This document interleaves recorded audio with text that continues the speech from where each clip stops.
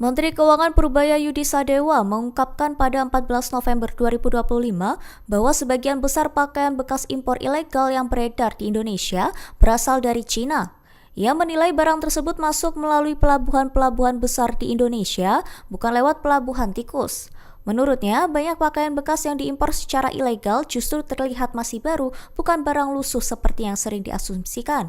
Purbaya menjelaskan bahwa iklan-iklan belanja dari Cina sering muncul di berbagai platform, sehingga tidak menutup kemungkinan aliran barang bekas baru ikut masuk melalui jalur tersebut. Ia menambahkan bahwa pelabuhan tikus tidak memiliki kapasitas memadai untuk menampung volume besar balpres, seperti dugaan kuat barang-barang itu melewati pelabuhan besar yang lebih mudah diakses. Pemerintah berencana mengubah skema pemusnahan barang bekas. Download Tribun X sekarang, menghadirkan lokal menjadi Indonesia.